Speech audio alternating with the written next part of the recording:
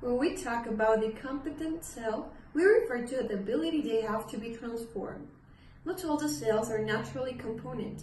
However, there are several methodologies that allow the microorganisms that are no component to be transformed with exogenous DNA, such as electroporation and chemical transformation.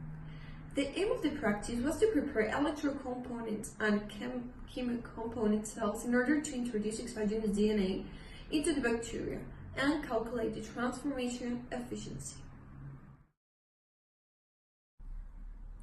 A bacterial strain can acquire DNA by different means, like conjugation, transformation, phage-mediated transduction, or the incorporation into the chromosome.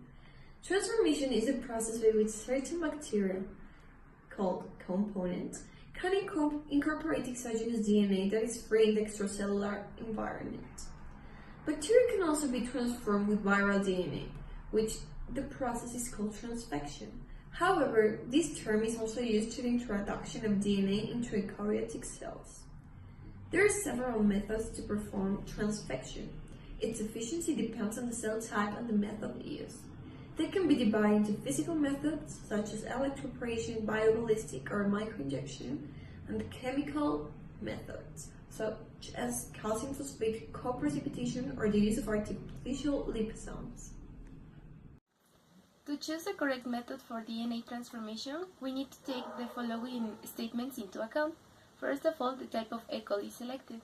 There are different strains with different characteristics, and we have to choose if we need a cloning strain with efficient transformated or with offer blue-white screening and with no restriction for foreign DNA, or use expression strains, which can express proteins from a foreign given construction. Also, there are other strains which especially with particular properties, but by checking the desired conditions, we can choose the best transformation method. Also, foreign DNA is important to know the characteristics of the gene of material to introduce. First of all, chemical processes require the charge inhibition of the membrane where salts are used for this process. Meanwhile, the certain types of DNA, such as bonded cDNA or plasmids, it's better to choose electroporation, which require entire salt-free environment. Finally, the amount of DNA charge is important to check. Normally, a sample overload can cause a fall in the transformation rate. Therefore, for electrocompetent cells, around 10 nanograms are used, while for chemocompetent cells, around 20 nanograms. Also, new protocols for DNA transformation have been found in the last few years. For example, colony-to-don method, where single fresh colonies from plasmid-containing donor strain is picked up and suspended in ethanol. Cells are pelleted and resuspended in calcium chloride solution and lysed by repetitive freeze-down cycles to obtain plasmid-contaminating cell lysates. The E. coli recipient cells are scraped from the lawn of LB plate and directly suspended in the plasmid-containing cell, lysated for transformation. Also, plate transformation is used by mixing cells and plasmid DNA and spreading them directly on selective medium plates, which contain calcium ions. This could achieve almost the same transformation efficiency as the classical transformation method with calcium. Finally, another method of transformation is the transformation and storage solution. It is a simple one-step process which just needs a master mix solution containing the plasmid, the TS solution composed of LB medium, polyethylene glycol, dimethyl sulfoxide, and magnesium with a pH of say 6.5. Then, the plasmid is added to the DNA and incubated without washing, centrifugation, and long-time incubated methods.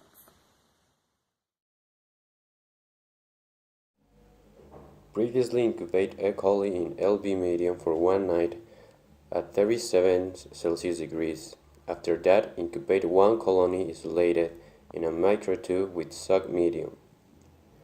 Take 0.3 milliliters of the previous colony and incubate at 37 Celsius degrees until reach an optical density with an absorbance of 0.5 to 0.6 nanometers, and divide the culture in half to obtain competent cells by 2 different protocols. Centrifugate the 2 parts at 6,000 rpm at 4 Celsius degrees for 5 minutes. Methodology for electrocompetent cells. Through supernatant and resuspend with 7 milliliters of glycerol, 15% for 10 minutes at 4 Celsius degrees. Centrifugate at 6,000 rpm and 4 Celsius degrees for 10 minutes. Throw again the supernatant and add 2 milliliters of glycerol. Make 10 aliquots with 200 milliliters each one and store at minus 20 Celsius degrees. Put the electroporation cell in ice. Take an aliquot previously defrosted and add 100 nanograms of plasmid and 40 microliters of electrocompetent cells.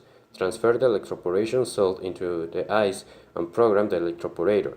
Then put the cell and give an electric pulse and transfer the sample to a microtube of 1.5 milliliters.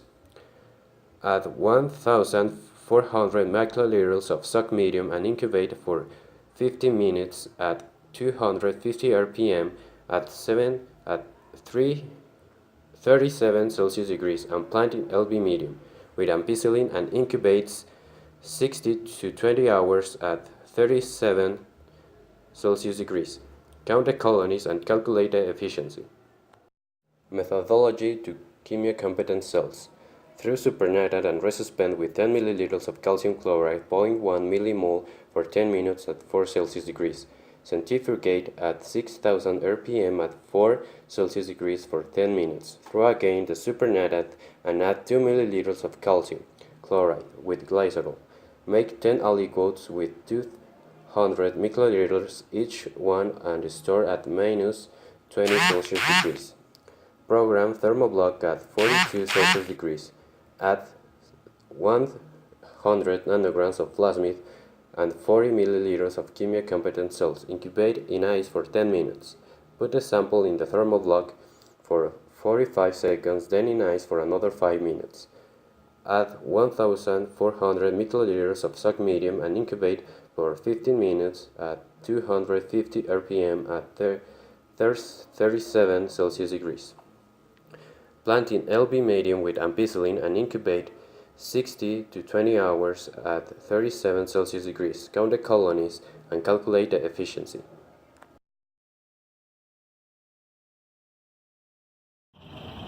Competent E. coli DH5 alpha cells were prepared with the chemical and electrical method. The cells were grown in LB medium with ampicillin and arabinose and were transformed with the Piglow plasmid. This plasmid contains an ampicillin resistance gene as well as a GFP gene, which allows for the selection with fluorescence and antibiotic resistance. The efficiencies for both teams were calculated with 300 colony-forming units, since the colonies were found uncountable in both plates. The efficiency for both teams was 4.32 times 10 to the 4.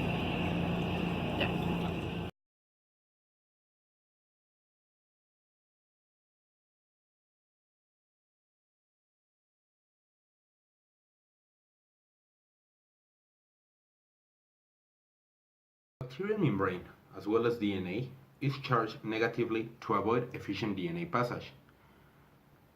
So, there exist various methodologies to introduce external genetic material. In this practice, there were two main methodologies that were used. One of them was a chemical method, and the other was electroporation. In the chemical method, calcium cations allow the neutralization of charge, allowing the DNA entrance through the membrane. The use of a short thermic shock allows the DNA entrance through the pores. On the other hand, the electroporation methods use short pulses at high voltage to allow the DNA entrance through the pores. The main difference is between these methods is the quickness of the realization, because electroporation is a fast technique. Meanwhile, the chemical method takes almost an hour and a half to be completed. Another difference is efficiency, because electroporation tends to have better transformation efficiency, although it is expensive because to carry it out you must use specialized equipment as well as cuvettes, which could transfer the charge to the cell suspension, considering that it is sensible to salt presence. increasing the risk of cell death. Otherwise, the chemical method is cheaper, and it has more predictable outcomes, because it can accept the use of more DNA than electroporation. As our plates were considered uncountables, the transformation efficiency was considered as high. Commercial efficiencies are in a range of 10 to the 9 and 10 to the 10th. For the transformation of a supercoiled plasmid, a high efficiency is not considered critical, because during the realization of the protocol, it was put out of ice during short periods. During the preparation of competent cells, temperature is a critical factor, because keeping the cells at room temperature reduces the efficiency in great measure. Also, it is possible that the temperatures of reactants was not right, especially for the chemical method, where low temperatures favor high efficiency. Otherwise, it must be ensured that bacteria use achieves an optical density at 600 nanometers of 0.6, indicating that the bacteria are in the log phase.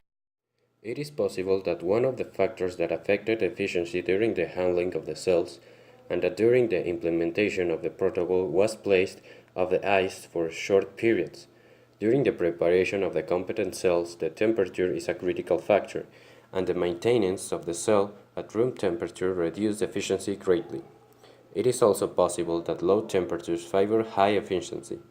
On the other hand, we must make sure that the bacteria used are in an optical density at 600 nanometers of 0.6, indicating that the bacteria are in the phase register.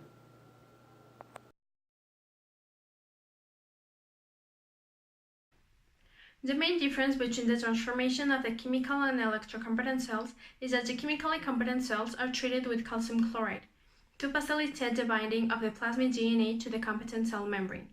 The competent cell is heated alternately in water bath. This opens the pore of the cell's membrane, allowing the entry of the plasmid, while the electrocompetent cells work through the electroporation process. The electrical impulses create pores that allow the genetic material to permeate the bacterial membrane. The efficiency of both chemicompetent and electrocompetent cells were approximate, since in both plates for both teams, countless colonies were obtained, which is taken as more as 300 colonies forming units. The efficiency was calculated with this data, and it was obtained the efficiency is of 4.32 at 4. It is usually considered that competent cells are good when they have an efficiency greater than 1 to 6, which led us to suppose that the efficiency of the competent cells prepared is not sufficient. But to obtain true efficiency, it is necessary to make an extra dilution of the cells, so it is possible to obtain the really colony-forming units and calculate the true efficiency.